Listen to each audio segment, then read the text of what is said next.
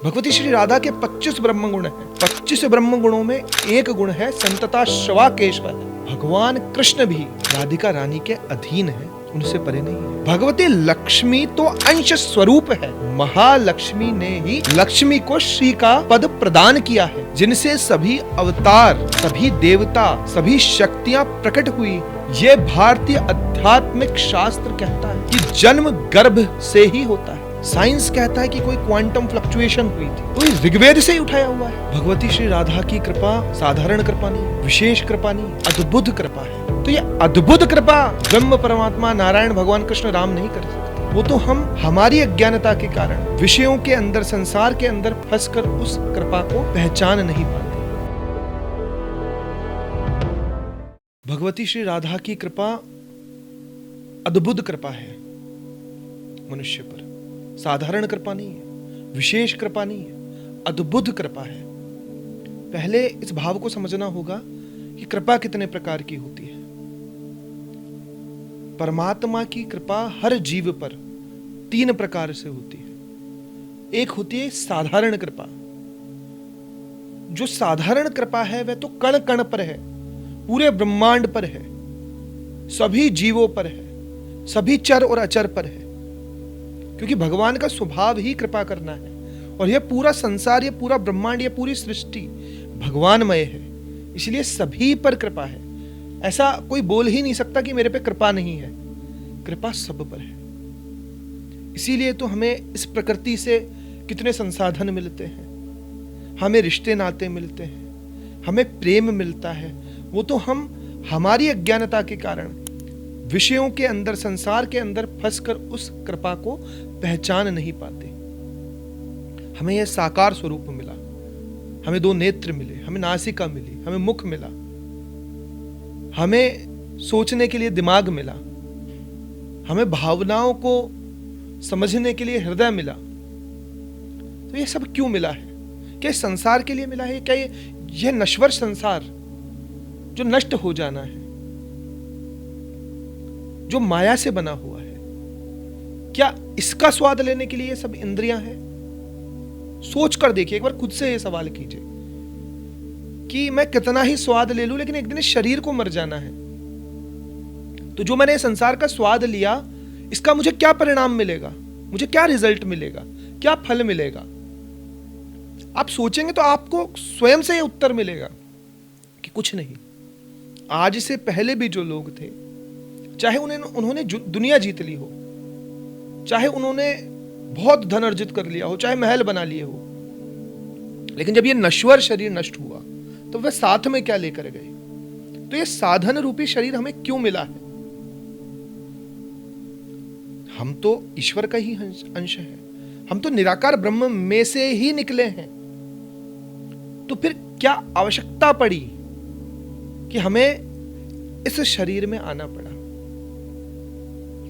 देखिए, ये जो संसार की रचना है, ये जीव की रचना है, मनुष्य की रचना है, यह उस परमात्मा की लीलाओं का स्वाद लेने के लिए है, उसके दर्शन करने के लिए है, उसके गुणों का गान करने के लिए है, उसके कीर्तन करने के लिए है, उनकी कथाओं का श्रवण करने के लिए है। इसीलिए यह इंद्रियों से युक्त शरीर हमें मिला है, जिसे हमें पूर्ण परमात्मा में लगाना है। हम इस बात को नहीं समझ पाते। हम तर्क की कसौटी पर, इस संसार के लाभ हानि की कसौटी पर उस ईश्वर को कसने का प्रयास करते हैं, जो हमारी अज्ञानता है, हमारी मूर्खता है, कि जो इससे सबसे परे है। ये तो नश्वर है, नष्ट हो जाना है। किराए की गाड़ी है जो सिर्फ सफर तय करने के लिए मिली है, छूट जानी है।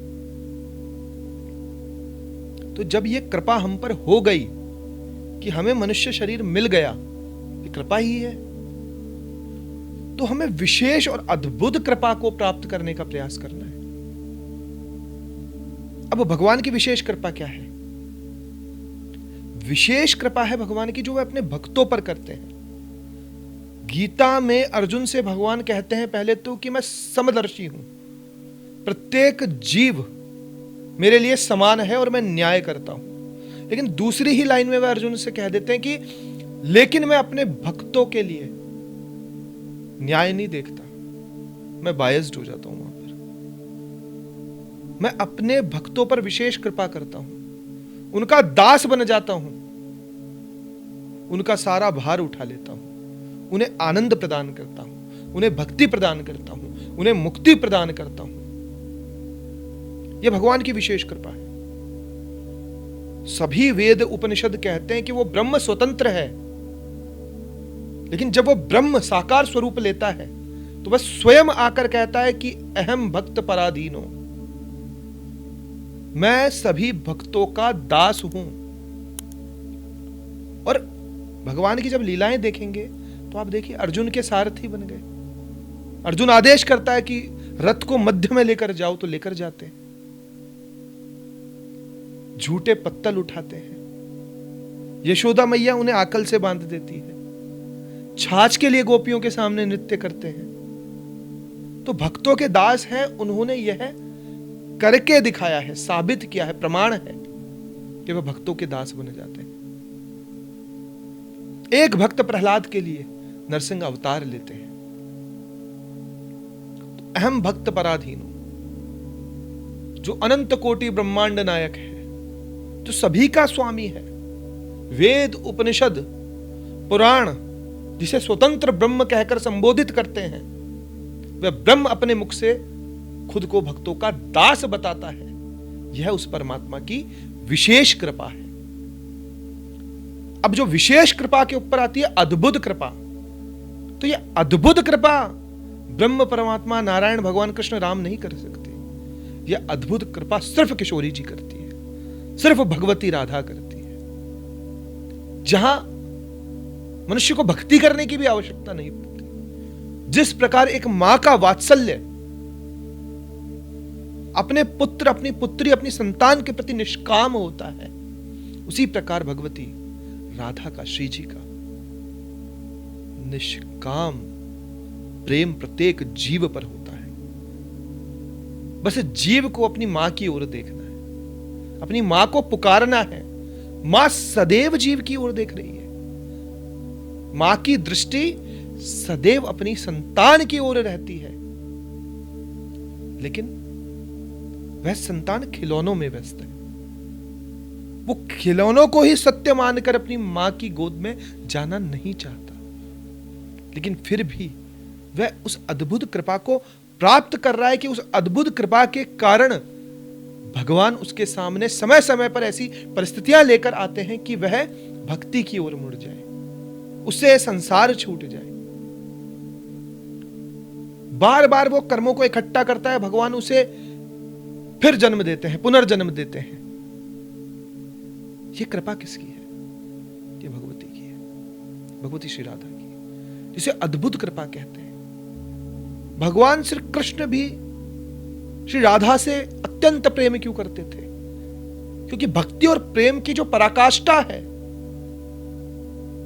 उसका जो अंतिम छोर है, उसके भी परे श्री राधा है, जिसको भगवान श्री कृष्ण स्वयं नहीं जान पाए। भगवती श्री राधा के 25 ब्रह्म गुण हैं। 25 ब्रह्म गुणों में एक गुण है संतता शवा केशव है, अर्थात भगवान कृष्ण भी राधिका रानी के अधीन है, उनसे परे नहीं है। राधा तत्व को आसानी से समझ लेना संभव नहीं है। राधा रानी श्रय लेने का विषय नहीं है, राधा रानी अनुभव करने का विषय है। राधा रानी की कृपा को प्रतिपल अनुभव किया जा सकता है। राधा तत्व पर जब मैं बोलता हूं तो कई प्रकार के प्रश्न मुझसे किए जाते हैं, मुझसे पूछते भी हैं, शंका भी होती है, संशय भी होते हैं कि राधा जी का आप बड़ा बोलते हैं, तो रुक्मिणी जी क्या अलग थी? रुक्मिणी जी ही राधा थी, वह लक्ष्मी थी। कोई कहता है राधा तो कोई थी ही नहीं। अज्ञानता है। जब सारे शास्त्रों, वेद, उपनिषद, पुराण सबका मंथन करके जो रस निकलता है वह राधा है। अब देखो, तत्व की बात अगर करें तो श्री कृष्ण और राधा में कोई भेद नहीं है, दोनों एक हैं। लेकिन हम लीला की बात कर रहे हैं यहां पर। हमें स्वाद लीला का ही तो लेना है। किसका स्वाद लेना है? किसके दर्शन करने? लीला के। उस लीला का आनंद लेते हुए हमारे मन को निग्रहित करना है। हम सोचें कि ब्रह्म तो निराकार है। अरे है, निराकार ही है, निराकार से ही सब निकला है। ऋग्वेद ये अपने आप बताता, नासदी सूक्त ये अपने आप बताता है कि बिग बैंग थ्योरी जो आज दी गई है यूरोप के अंदर, कई वर्षों पहले हमारे ऋग्वेद के अंदर दी हुई है। ये सारा साइंस हमारे पास ऑलरेडी है। लेकिन उस ऋग्वेद के बाद भी तो पुराण बने, कथाएं बनी। क्यों? क्योंकि मनुष्य जब तक देह में है वो बिना देह की उपासना नहीं कर सकता, साधना नहीं कर सकता। हम देह में हैं, और हम देह में इसलिए हैं कि ताकि हमें जब भगवान ने देह धारण किया तो उन्होंने क्या लीलाएं की, उन लीलाओं के माध्यम से हमारा कल्याण करें, आनंद ले। हमें आनंद देने के लिए भगवान ने अपना प्राकट्य किया, हमें शिक्षा देने के लिए भगवान ने खुद का प्राकट्य किया। और ये सब किसकी कृपा से? भगवती श्री राधा की कृपा से। वही जानकी है जो त्रेता के अंदर मर्यादा पुरुषोत्तम भगवान श्री राम की आह्लादनी शक्ति बनकर प्रकट हुई थी, और द्वापर के अंदर भगवती श्री राधा के रूप में भगवान श्री कृष्ण की आह्लादनी शक्ति बनकर प्रकट हुई थी।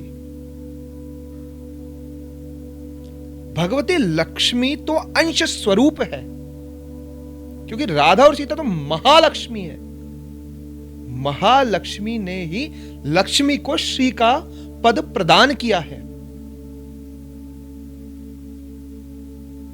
क्योंकि वह अखंड ब्रह्मांड की स्वामिनी है, जिनसे सभी अवतार, सभी देवता, सभी शक्तियां प्रकट हुई हैं। यह भारतीय आध्यात्मिक शास्त्र कहता है कि जन्म गर्भ से ही होता है, और वह हिरण्य गर्भ स्वरूपा भगवती ही है, जिसने स्व इच्छा से इस ब्रह्मांड को प्रकट किया। साइंस कहता है कि कोई क्वांटम फ्लक्चुएशन हुई थी, तो ये ऋग्वेद से ही उठाया हुआ है। क्वांटम फ्लक्चुएशन मतलब ब्रह्म की प्रथम इच्छा, क्वांटम गतिविधि, एक बिंदु से पूरे संसार का प्रकट होना। इसीलिए भगवती श्री राधा अनंत कोटि ब्रह्मांड नायिका है, सबकी स्वामिनी है। उन्हें बारंबार प्रणाम करते हुए उनकी उपासना करनी चाहिए, साधना करनी चाहिए, ताकि भगवत कृपा हम सब पर बनी रहे।